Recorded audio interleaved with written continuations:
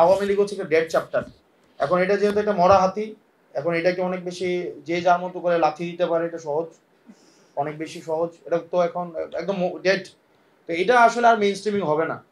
তো main streaming হবে না যদি আমরা একসাথে থাকি। এখন আমরা যদি আবার হচ্ছে নিজেদের মধ্যে বিভিন্ন বর্গে বিভিন্ন গোত্রে ভাগ হয়ে যাই, তখন কিন্তু আবার হচ্ছে আমাদের জন্য ডিফিকাল্ট হবে। তখন আবার আওয়ামী লীগ বিভিন্ন নামে বিভিন্ন, এটা তো একটা মোটামুটি একটা ধর্ম। তো ওইভাবেই হচ্ছে এটার একটা আমরা বারবার করে বলে আসছি, এটার পবিত্র গ্রন্থ আছে একটা, এটার একটা হচ্ছে কিবলা আছে, মানে একটা ধর্মের যা যা থাকে এটা সবই আছে, সবই আছে। আমরা সবগুলাকে, তো এখন আমাদের যেটা লাগবে যেটা হচ্ছে ইউনিটি লাগবে। মানে ইউনিটিতে আসলে আপনার ধর্মীয় বিশ্বাস, আপনার রাজনৈতিক বিশ্বাস অক্ষুণ্ণ রেখেও কিন্তু ইউনিটি সম্ভব। তো ইউনিটির পারপাসটা কি? পারপাসটা হচ্ছে আমাদের ন্যাশনাল ইন্টারেস্ট, আমাদের হচ্ছে ব্যাটারমেন্ট। ওই যে নেক্সাসটা তৈরি হয়েছে, আমি শুরু থেকে ইনস্টিটিউশন, মানে দুইটা রিফরমেশন নিয়ে এখানে মোটা দাগে কাজ হয়েছে, একটা হচ্ছে কনস্টিটিউশনাল রিফরমেশন, একটা হচ্ছে ইনস্টিটিউশনাল রিফরমেশন। আমি শুরু থেকেই দ্বিতীয় যে বিষয়টা, এই বিষয়টা নিয়ে আমি সবসময় ফোকাস থাকার চেষ্টা করেছি, কারণ দিন শেষে মিলিটারি, ব্যুরোক্রেসি এবং হচ্ছে মিডিয়া, এই তিনটা হচ্ছে আপনার যেদিকে থাকে তারাই হচ্ছে more powerful than the politician.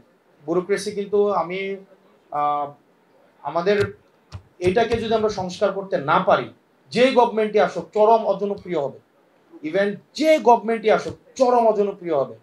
আমি ভাবতেছিলাম যে আসলে আমাদের রাজনীতিবিদদের আসলে কোনো বৃহত্তর কল্যাণ সমিতি নাই, নাইলে ধরেন বিএনপির রাজনীতিবিদ, জামাতের রাজনীতিবিদ, এনসিপির রাজনীতিবিদ, সব জায়গায় দেখবেন একটা ঝামেলা, সাংবাদিক বৃহত্তর কল্যাণ সমিতি আছে, আপনি একটা কিছু একটা করতে যাবেন তারা এক হয়ে যাবে।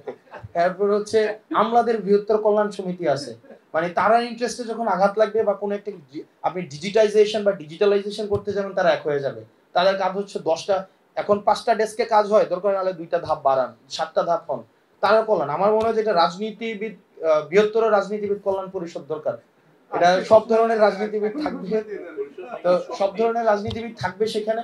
যদি ব্যুরোক্রেট আমরা গতিশীল না করতে পারি, আমরা তাদেরকে আসলে প্রতিপক্ষ বানাচ্ছি না। গতকাল থেকে আমি ঢাকার বিভিন্ন জায়গায় কিন্তু আলাপ আলোচনা হয়েছে, এগুলো আমাদের কানে আসছে।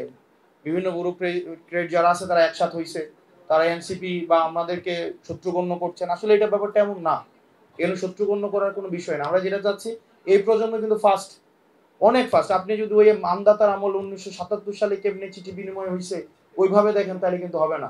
আমরা ইয়াঙ্গার, আমরা নো যে কিভাবে জোরে দৌড়াইতে হয়, কিন্তু আপনারা হয়তো রাস্তাটা চিনেন। ওই যে ওই দিন বলতেছিল একজন, the younger knows how to run faster but the elder knows the route. আপনার রাস্তাটা চিনেন এটা আমরা জানি, কিন্তু আমরা কিন্তু জোরে দৌড়াইতে পারি। এখন আপনি যদি আমাদের সাথে তাল না মিলাইতে পারেন, এটা কিন্তু পরবর্তীতে যে একটা ক্ষোভ তৈরি হচ্ছে, এটার কিন্তু বহিঃপ্রকাশ খুব শীঘ্রই ঘটবে, এবং সেটা এই ব্যুরোক্রেট আমলাদের উপরে। এখন এই কারণে আমরা চাই একটা সফিস্টিকেটেড একটা আমলা, ইন্টেলেকচুয়ালি ইনভেস্টেড, এবং এটা আধুনিক হইতে হবে।